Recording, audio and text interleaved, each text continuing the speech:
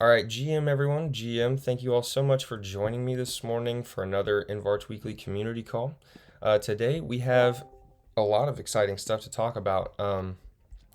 But everyone knows, for those of you who aren't familiar, who might not know, I like to start these community calls off by just going over what's gone on this week, some exciting things that's been going on, and then just also, letting the community, if anybody wants to share how their week went with the other community members, I give that opportunity to them as well. So for me, some exciting things going on behind the scenes. So I finally just this isn't related to Dasama at all. However, I finally got my sons convinced that they needed haircuts. I had to reward them, but I took them out to get haircuts, and now they are looking absolutely handsome as could be, getting compliments everywhere we go. So that's really awesome.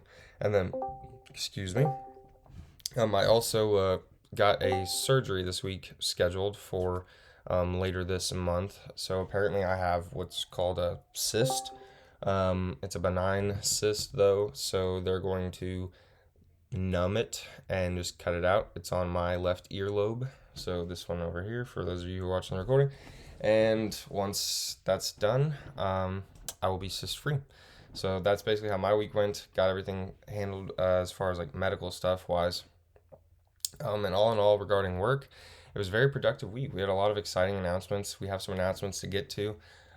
We shared some exciting things, but that's all stuff that we want to touch on during this weekly community call. So that's enough about my week. Does anybody else in the community want to take over the mic for a minute? Maybe share with fellow community members something that you did this week. It doesn't have to be related to Dasama, or it can be. It's entirely up to you. I just like to encourage other community members to share with one another how their week's been and get some camaraderie going around. Does anybody want to go ahead and take the mic now? Feel free to unmute yourself and share with your community members how your week was. I mean, I can jump in. There you go. I'm in between. Sounds like you got assistance. Yeah. So yeah, I'm gonna be traveling to Nevada today. So I'm gonna be driving about 300 miles.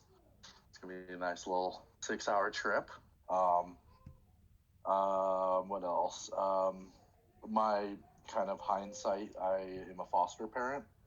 I don't have any foster kids at the moment. I signed up for foster care for my nephew, which I didn't have to, foster him at the time. But because of the foster care, my niece, who's in a kind of troubled situation, I'm able to be there for her. So, really exciting that I'm actually like really responsible and like everyone's like looking up to me to be like the one to take care of like my family. So it's really nice to be able to be that person.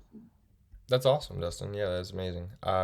I'm sure not everyone in our community knew that, but you had shared that with me in Texas that you were a foster parent, and once again, I commend you. That's amazing. I will be 100% honest. I don't know if that's something that I could ever take on myself. Not that that's not something that's absolutely needed. It's just, I have a severe, I grow very close to people who are around me. And so I couldn't imagine growing like super close to a child who's in your home and then the system coming along and basically being like, all right, like, they got to go back or they're getting adopted here or something like that. Like that would just be really hard. So big commendations to you for being able to like be one of those people that can do that. Cause like I know I have family members who are contemplating it right now, just for example. And so maybe I could even put them in contact with you. You could give them some advice. But once again, Dustin, that's amazing. So, um, Thank you. does anybody else want to share with the community how their week's gone, or do we want to go ahead and get on into the next segment? All right. Doesn't look like anybody's unmuting themselves, so I'm going to go ahead and kind of dive on into our first little thing here. So, one of the things I want to highlight is basically what will eventually kind of be our first sort of like product, I would declare it, be GetArch. So, for those of you who aren't familiar, we dropped a fresh some GetArch Alpha this week, kind of, I believe it was like 2 days ago. Let me check exactly when it was dropped. I'm looking at it now. So, August 30th. Um, I'm going to drop this link in the chat in the Discord for those of you. This is a link to a tweet. And this tweet will take you directly, if you haven't already seen it, it will take you to the link showing you some GitArch Alpha, basically a demo of what it will look like behind the scenes. So very exciting stuff for those of you who aren't aware or who haven't been keeping up with the updates. GitArch it's going to be extremely significant. So it's a decentralized and censorship-resistant alternative to GitHub that is currently being, built and developed here. And its goal is to provide a seamless and smooth and also a familiar transition for all developers from Web 2 into Web 3. That way they don't have to sit there and learn new tools. They don't have to learn new software, for example, or even a new language for software or computation. Like they can just use this as a way to transition from Web 2 into Web 3. It's got the same command line interface, all these different things. It's really amazing. For those of you who don't know, like Inv4Git is already on Tinkernet. Inv4Git is the first step in realizing what will be GitArch. So once again, it's very significant. We think that this will be one of the biggest things that drives adoption, just amongst developers very specifically. We think that alone is going to be a means of fostering in a whole new, honestly, a lot of developers from other ecosystems as well, but especially from Web 2, because there's a lot of interest, as everyone is familiar with, like from Web 2 devs to Web 3, but they're just not necessarily 100% familiar with how do I transition into this shift, And it's a lot to learn. As anybody who gets familiar with Web 3 and blockchain, and especially the Datsami ecosystem, or any ecosystem for that matter in Web 3, it's a constant learning curve, like there's constantly more that you have to stay up to date on. There's constantly new teams and parachains and protocols and things being built. So you have to stay on top of it. That's one of the beautiful things about GitArch. Once it's there as well, for those of you who haven't been keeping up with Tornado Cash, so I seen just the other day that now I don't know how long ago this has been. I think it might have been a week or two ago, but he was sentenced to basically another 6 weeks in jail. The developer who developed Tornado Cash. Now, if he would have been able to, instead of using this on GitHub, where it was technically owned by, Microsoft and so on and so forth, and then big government came along and said, no, this isn't happening. This would have been on GitArch. It would have been a different story. That developer at least would have been protected, and he wouldn't be sitting in jail right now. So it's significant. I mean, just to put it into that kind of scope for those of you who might not be like, okay, well, this is just for developers, because I'm not a developer, right? Well, when you tell me that if I would have used GitArch instead of GitHub, and if I would have done that, I wouldn't be sitting in jail. That's pretty significant knowledge I would have liked to have known prior to, Not that that's an extreme case, obviously, but just to show the significance of really just how much it can impact things. Before I move on, does anybody have any questions related to GitArch that I could potentially answer for you guys? If you do, feel free to ask away on the mic or drop it in the chat box, and I'll just wait 20-ish seconds. Get a drink.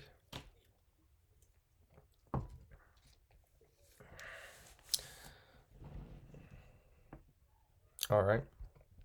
So, moving on from the GitArch Alpha, I wanted to kind of revisit as well some of the Ambassador changes. So, for those of you who don't know, I spearhead the Ambassador program here at InvArch. I've been spearheading it since its creation way back last year. So we recently have had another kind of large revamp to our system and how we do things. So there are no more point system. What we were doing was we were using points that directly correlate based off a certain formula that we created based off how many points you had and the supply for each round, which was something that we changed to. There's no longer a supply of tokens for every round. It's just you earn tokens at set prices, totally transparent. But that's one of the beautiful things I think that we've changed is people wanted transparent reward systems. I know I would have loved to have had that in place from the beginning. It just wasn't something that we thought was, we just hadn't thought about it realistically at the time, was introducing transparent rewards. We really like using that point system and that formula.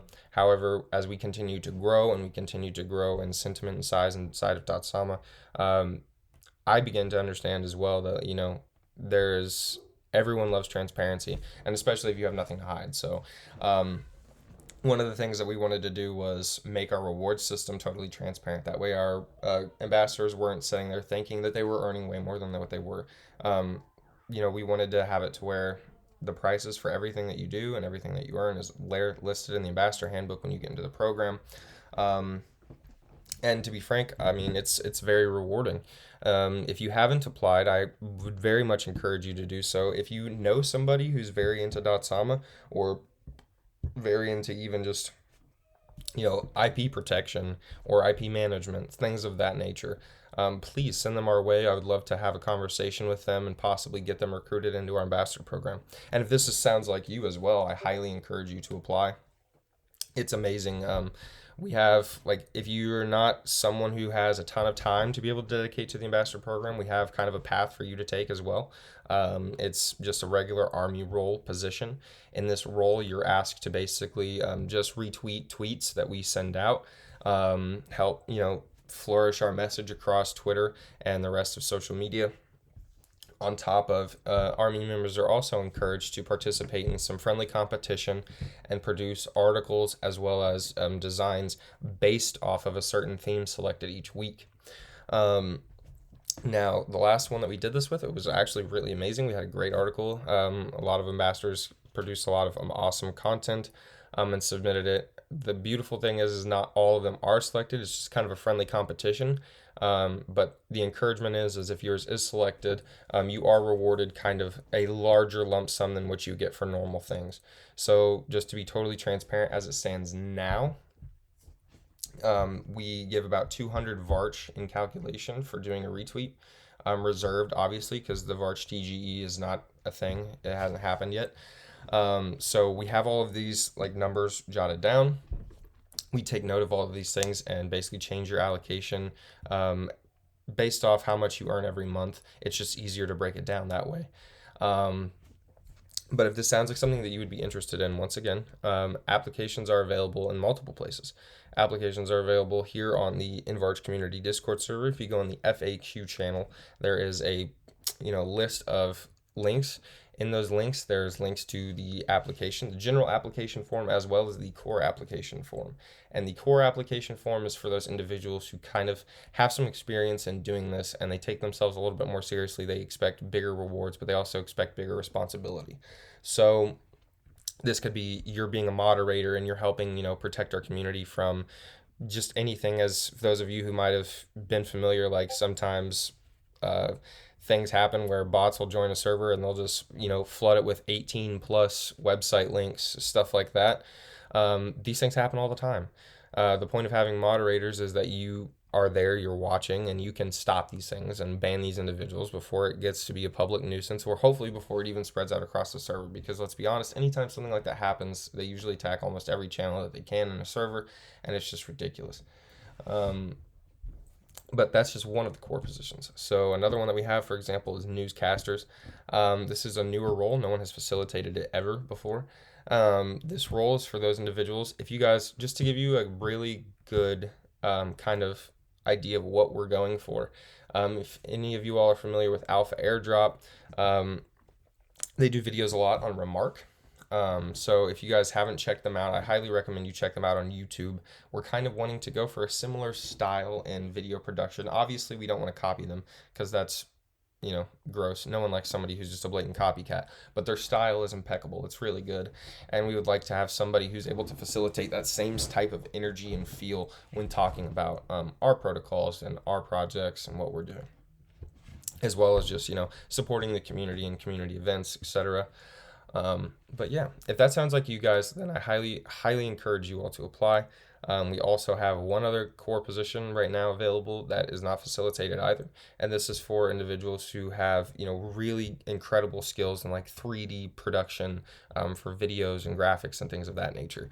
If you know somebody who could do that, also please, send them our way. The only thing that I will end on the ambassador shilling kind of bit talking about is the fact that term limits are a thing. So for those individuals who constantly, I get messaged a lot by certain individuals who realistically their social profiles just aren't that strong. They're not like carrying a ton of weight with their followers, or their content's just not, they're not pushing it passionately. It's almost like copy and paste. If I'm seeing that, I'm not going to reject you, but I'm not going to immediately accept your application, because there are individuals who are doing those things. There are individuals who have more followers, so they have more exposure with what they're doing, and they're tweeting and retweeting things in a more passionate and articulating the message better. So for individuals who are doing that, those are the individuals that I'm selecting first. Now you have to keep in mind the term limits. Basically, this caused some confusion when we first implemented it, so I'm just going to reiterate it here. So one term limit was the equivalent of 2 rounds, which 2 rounds is basically 2 months. Our rounds reset on the 22nd of every month. So like right now we are being considered what's round 11. So for those of you who aren't familiar, like once again, I just encourage you all to apply. Enough with the ambassador program. I want to go kind of into the next segment, which is multi-sig. So this week, ironically, our social media manager is out on vacation, but he did a fantastic job in basically setting up some things to wow our community. Before he left, though, he did a little thread kind of innovating multi-signature accounts. And I told him I would do a read along of this because I think it's very important. Multi-sig is very relevant for those who don't know. And if you don't know what it is, or if you might think you know what it is, but you don't actually have a true understanding. So I'm just going to do a really quick read along of this. Shouldn't take me very long, and we can move on kind of into the next segment as long as nobody has any questions. So multi-signature accounts implemented by the multi-sig palette allows multiple parties to sign off a single transaction. But what it is today is not ideal. At InvArch, we're innovating multi-sig into a better tool, and we want to share this with you. A multi-sig account in Substrate IO-based change comprises of one or more addresses plus a threshold. The threshold determines how many signers or participating addresses need to agree on submitting an extrinsic for a successful call. Benefits of multi-sig. So you're securing your own stash. You're using more signers as a two-factor authentication mechanism to secure assets. Board decisions, for example, businesses using multi-sigs to govern over the entity's treasury. Group participation via governance, i.e. a multi-sig being a council member. Key issue though, multi-signature accounts via current Polkadot iteration cannot be modified after being created, as the address is derived from the member addresses. As pointed out by @CryptoCowboyOG, shout out to him, YoungB 4.2 if you don't know, a user cannot be replaced nor removed without the address being changed. For all intents and purposes, the current multi-sig implementation is basically completely useless. That was a direct quote as well from Young Beef. Furthermore, if it's desired for a member to be removed from a multi-sig account, a new multi-sig account would be need to be created without the member and the assets transferred over. This calls for more time spent to reorganize and restructure, therefore very inconvenient. The InvArch team is excited to share that multi-signature accounts are truly improved and innovated on the InvArch network. How? Let's explain. First, a recap of the InV4 protocol. So IP sets is root or parent IP and or a child subset or collections of interchangeable and freely composable IP files and NFTs. IP files. NFT-based files that can emulate or contain any content or data found as any other file on the internet and local devices. Then you have IP licenses. On-chain licensing agreements pegged to an IP set that can be used to allocate ownership, manage custom access, and define utility. And finally, you have IP tokens. Fungible tokens pegged to an IP set and managed using an IP license. Multiple unique classes of IP tokens can be pegged to the same IP set. Some IPTs, IP tokens, may sever as AROs or assets representing ownership over an IP set. IPT1 as a utility token over an IP set, and an IPT2 as a unique access token, etc. With InvArch Network, multi-sig addresses are derived from the IP set ID. Therefore, the multi-sig address will never change. Let's say InvArch Rust developer Jake Rumbles and Young Beef and InvArch social media manager AJ creates a multi-sig account on InvArch. Jake creates a new IP set and receives all ownership tokens. He sends 33% of IPTOs to AJ and the other 33% to Young Beef. Thus, ownership and control rights are evenly distributed between all three members. If Jake wants to be removed from the IP set as a signer, he can simply transfer his IPTO tokens to the other owners. 50% goes to, obviously, Young Beef, and the other 50% going to AJ. Ownership is now evenly and seamlessly distributed among the remaining two members. Ultimately, the same multi-sig account that was created between the three of them still has the same address, and its assets did not need to be transferred to a new account. Multi-sig account creation and functionality is just much simpler, faster, and easier on InvArch. Currently, user functionality for multi-sig on InvArch is through Polkadot.js, but in the future, we will have a well-designed front-end user interface that will give users a fast and seamless user experience. Looking further into the future, through the power of Polkadot's XCM, you'll be able to execute transactions anywhere across the Paraverse from your IP set on InvArch. So that's the full read through of the thread. Once again, very powerful stuff. We're talking about multi-sigs being able to change things for a lot of people. And ironically, I just had a situation where I had to explain to somebody, like, basically not your keys, not your tokens, because they were in a situation where they were on an account that did a multi-sig. That person was the only one who had the phrase to that, and now he's going to have some tokens, and he's was in cahoots apparently to try to help them, but due to vesting periods and things like that, they're going to have to wait, and they wanted us to just try to like bypass it and send the assets to the DAO. And I said, basically, we can't do that. That's just not a thing. If you don't have the seed phrase, then unfortunately, there's nothing that we can do to help you. So this is one of those implementations where something like that would have been very powerful and would have been easy for an individual to actually, not go into that type of situation. Excuse me, guys. But regarding multi-sig, once again, I highly reiterate, if you guys haven't checked out that thread, maybe check it out again. It is actually the current theme for the InvArch creation flow. For those of you who don't know what that is, it is a new thing that we have introduced to the Ambassador program, where we set every week a theme for the Army members to basically produce an article as well as designs over. And basically through governance of the ambassadors themselves, winners are selected and then promoted eventually directly through InvArch. Excuse me. So that's the current thread now. So that will end Monday. So if you guys are ambassadors, I highly encourage you guys to, once again, submit articles and designs for that. We have not been receiving a ton of designs and articles as some of you guys had anticipated. I had several members message me and say that they were kind of discouraged to even participate because they thought there was going to be so many people overwhelmingly submitting articles and designs, and that has not been the case. We've had basically less than 10 individuals attempt, which we've only been doing this for 2 weeks, so it's still early. However, I just wanted to reiterate that to our ambassadors who are listening now or who are going to go back and listen to this community call.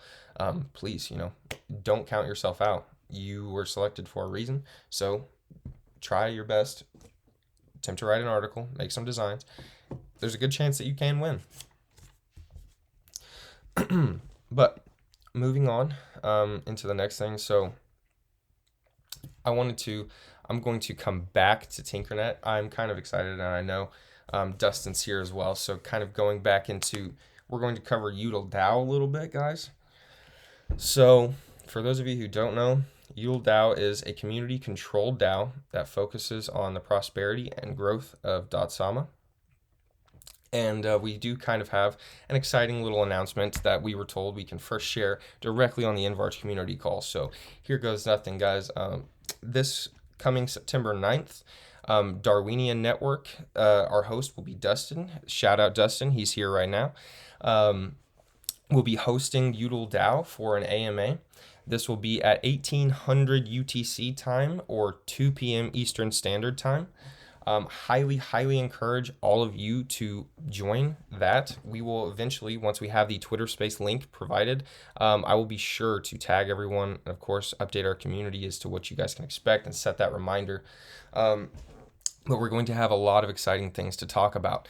One of the things that I think is important to highlight right now while we're discussing UDL as well is, if you guys didn't notice, on August 31st, the UDL Twitter profile tweeted out that by the end of next month, all unsold UDL tickets, and by next month, I technically mean September, so by the end of September, all unsold UDL tickets are going to be burned in a bonfire event. You can also reference the roadmap to see this event, like see when it's going to go down. All unsold UDL tickets are going to be burned, and after this, it's going to be much more difficult to be able to join the DAO. So for those of you who are very excited, you've been wanting to get a DAO. I've been seeing get into UDL DAO. I've been seeing a lot of people like message things like, I really want to get in. I've been saving KSM, things like that. September is your month, guys. This is the time to get in while you still can, while it's easy. Not that it won't be impossible to get in after the fact, but it will be much more difficult, and it'll be limited in a sense. So I highly recommend, if you guys are not part of the DAO yet and you really want to get your toes in, just buy one of those bronze tickets. It's 1 KSM right now. It's very easy to do, and I highly recommend you guys do it. It's going to be really cool. UDL DAO is showcasing the experimentation and also the functionality as well of InvArch protocols. So things such as UDL's showcasing what the first plagiarism NFT assets will look like.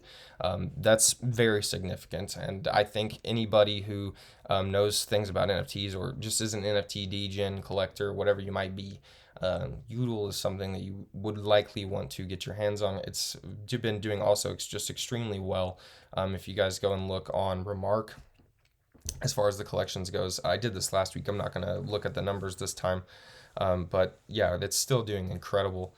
Dustin, I kind of wanted to hand it over to you as well a little bit, just so you can kind of talk about UDL DAO, like what you're excited about and what you're looking forward to on the AMA. I know you were looking forward to finally getting this announcement out the door, because we've been kind of keeping the cat in the bag for a while.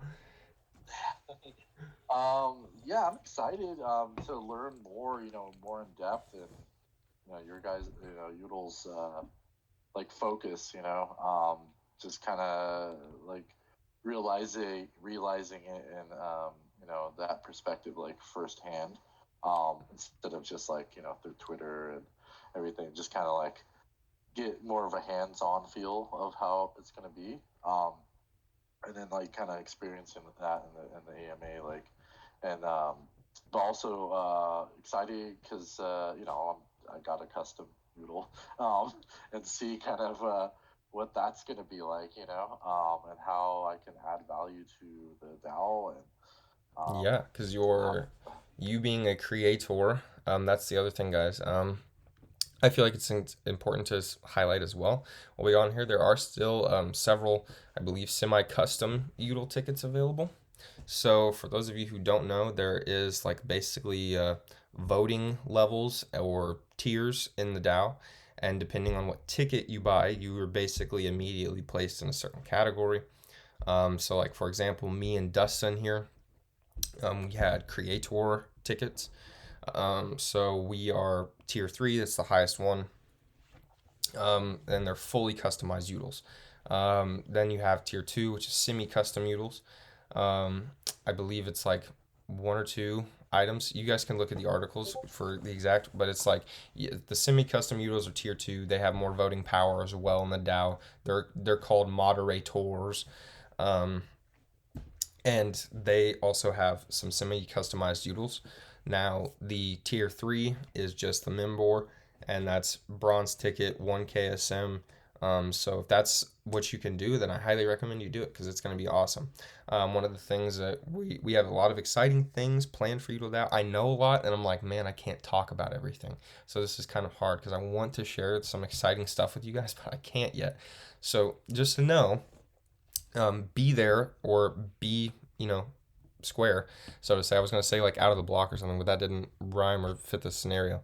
Um, be there or be square for the UDL DAO AMA with Darwinian Network. It's going to be awesome. We've been looking forward to planning this out for like the past week. So I'm very much excited to see what's going to happen. The speakers as well will be Dakota, our founder, and our co-founder, Gabriel, as well as myself. So really exciting, really looking forward to getting on the mic and getting to talk about UDL DAO, especially with our boy Dustin from Darwinia. GM. Yes, sir. Oh man, that's good. Yeah, I'm excited. Glad to have you guys on. Just all aspects of all your projects, in between. It's nice to have all you guys. You guys are becoming like the golden stars, like in the space. Like you guys are celebrities. So Oh, well, thank to you. have you guys on. Thank you. Thank you. Okay, kind of going into the next segment. Once again, I'll also post like a poster and things for that AMA, guys, and some reminders as well, just so you guys know, like this isn't just the only announcement and then nothing. But regarding Tinkernet, so I wanted to highlight that Tinkernet alongside GM or Die are the first paired chains in the .som ecosystem to implement light client support, which is amazing. Really, really exciting announcement there. We were very, very proud of this, and I mean, honestly, it's been a huge accomplishment, especially for I know like our developers on the side of the team, and to be able to accomplish this alongside another team was a pleasure as well, because that's what our ecosystem is all about: is teamwork and encouraging one another, building up each other's projects, and basically helping each other realize untapped use cases and untapped potential. Um, so I think it was really incredible to finally be able to push that announcement through. For those of you who don't know, Tinkernet, this might be your first time watching. So Tinkernet is our parachain that is on the Canary Network, onboarded August 8th, so it hasn't even been there a month. But we did have the Tinker distribution event for our crowd loan supporters. We have a airdrop as well as a Varch to Tinker 25% exchange going to be happening very soon for our ambassadors and former ambassadors. As long as you filled out the form and gave us your wallet addresses. If you did not, then unfortunately the deadline has passed. So apologize in advance if that might be you.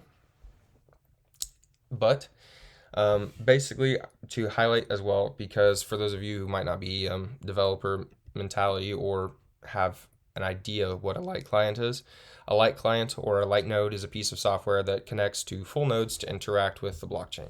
That's the most basic definition that I can give to it without getting too technical, because it is very technical. But it's very significant that this was accomplished. I often, like Darwinia and Dustin are always talking about light clients, so I think it was funny because light client Messiah here was pretty proud, I would imagine, when he's seen that.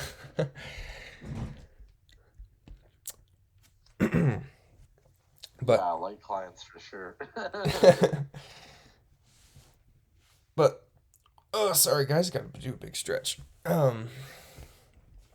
With all those announcements and exciting things out of the way for this week, guys, one of the last things that I kind of wanted to close down and get ready to end this community call talking about was just some general .sama conversation. So one other thing that is very, very important that I feel like needs to be talked about and needs to be highlighted is Kikra. For those of you who haven't seen it yet, this is the Kusama Innovation Cost Reduction Act. This was posted on Polka Assembly. I'm actually going to drop the link to it just for those of you who want to go leave comments, read the full thing yourself, because I'm likely not going to read the entire thing. I'll just hit on the big points. It's very large, but basically, at a high level, the proposition is to lower the deposit fees associated with the following: to register, reserve a para ID on the relay chain, to register head data and validation code for reversal para ID, crowdloan create, to create a new crowdloan campaign for a parachain slot with the given lease period range, HRMP in it, open channel, initiate opening a channel from a parachain to the given recipient channel, accept open channel, accept pending open channel request from the given sender. So basically, to summarize what the goal of Kikra is this was proposed by the team over at GM or Die. Just so we're all clear, they made the proposition that basically Polkadot and Kusama, the deposits and the numbers and things similar, the deposit fees of the Extendrix on Kusama compared to Polkadot shouldn't be the same. They should be different. They should be lower on Kusama, and they should be easier to accessible to parachains and new teams wanting to build stuff. Because as Gavin Wood himself said, Kusama is the ecosystem to go and build cool shit. And you can't do that if you don't have resources and you don't have money to build. So they proposed Kikra. I would love to see our community especially, also, go and just say your support. If you support it, let us know. If you don't support it, let us know and why. Because I think it's generally it's very well thought out, and it's so far currently it has 43 up reactions and 0 down reactions, and a lot of comments, a lot of feedback from everyone in the ecosystem. So please, everyone, once again, I think Kikra is 100% needed. It was posted directly by Limo in Democracy in the Polka Assembly website. So once again, I dropped the link for that in the chat channel there. So if you guys haven't checked that out, please do. Please give feedback. I'm sure that the team over at GM or Die would appreciate it, because they really thought this out very well, and I think Kikra is an important thing. With that being said, if anybody has any questions regarding Kikra, I encourage you to reach out to Limo on Twitter, or if you have him as a friend on Discord, or you're in a server with him on Discord, you could reach out to him there as well. But yes, Kikra is very important, and I hope that the community will listen to it, and we will see some change take because of it. I think it's going to be very significant. But with that being said, guys, does anybody have any questions about anything that we've talked about, or anything regarding the Udall DAO AMA, anything of this nature, of anything that we've talked about during the community call this week, guys? Me and Megan had some questions. I guess I'll just sell my part. Is what should we call the AMA? Ooh, that's actually a good question. We should come up with a fancy little name for it. I'm trying to be articulate here and think about this well through. I tell you what, we'll have to come up with a name, but we do have a poster that I can drop for you guys. We do have the poster for the AMA. Let me find it here, because it's nice. It's features all the Udals and everything. It's pretty cool. Hey, good morning. Oh, hello. Good morning. What's up, guys? This is Petros. What's up? Good morning. How you doing? Doing awesome. Happy Friday. Yes, sir. Once again, guys, also, I didn't thank anybody yet for this, but very much thank everyone for coming out this morning. I know it's early.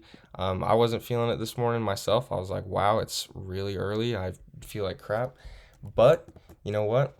There was a lot to talk about. There's a lot of exciting things that happened this week as well, just over at InvArch, and just there's too much that I couldn't miss it. I had to talk to you guys and let you guys know the updates, and also we had to get this update out about the Udall DAO AMA, because it's going to be awesome. I know everyone here that's going to be participating in it, and everyone in Udall DAO is kind of excited. So I'm going to go ahead and post that banner now as well in the chat for you guys, just so you guys can see it. It looks nice. It's awesome. But yeah, before we wrap this up, does anybody else have any other questions? Dustin, Yeah. we will have to get a name. Okay, go ahead, Petros. So with the Udall DAOs, are those gonna be able to be staked? I mean, am I able to ask that?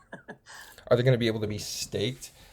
So this is something that was kind of talked about a little bit. I wasn't directly given like a yes or no thing. It was kind of like we're thinking about how that could be. like a how we would want to go about doing that, like because they would have different staking abilities featuring InvArch and stuff like that. So, but I'm going to assume that that would be a possibility, but I can't promise it. Okay, fair enough. But I will say too, this was a very often asked question. So, like, say you're a member in UtiliDAO and you buy just one ticket. Well, if you buy multiple tickets that are just bronze tickets, for example, you get multiple member utils. So you do technically get more voting weight if you own more utils compared to somebody who, say, is just a member and owns one.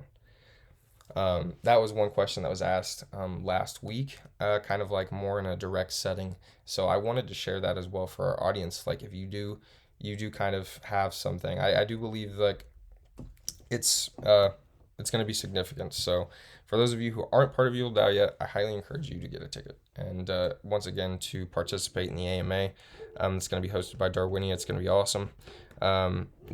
He's going to be hosting it as well as Megan. So it's going to be a pleasure getting to talk with them from the perspective of just UtiliDAO, not InvArch as well. You know what I mean? So, but yeah, does anybody else have any other questions, guys?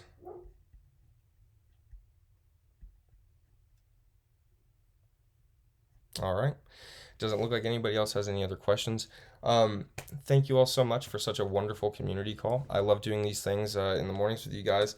Generally, I will say that this has kind of been changing my sentiment towards the mornings. I'm not that much of a morning person, but I do look forward to waking up on Fridays and getting to hop on these community calls with all you guys and share all the information throughout the week, provide updates and answer some questions, and just hang out with you guys. It's always a pleasure. So, with that being said, guys, I hope you all have a wonderful rest of your weekend. Friday just kickstarted for me, so I got to go through the rest of the workday, but it's going to be a good day. For those of you who are listening, and it might be your afternoon already, I hope you have a wonderful start to the rest of your weekend. And just, yeah, I'll catch you guys next week with some more InvArch news and some more updates. And I'll catch you all next week on Friday for another InvArch Weekly Community Call. Thank you all so much for joining, and have a wonderful rest of your day. Thanks, Casey. Great day, everyone. Thanks, Casey. Absolutely, guys. Have a great weekend. GM. GM. GM. GM.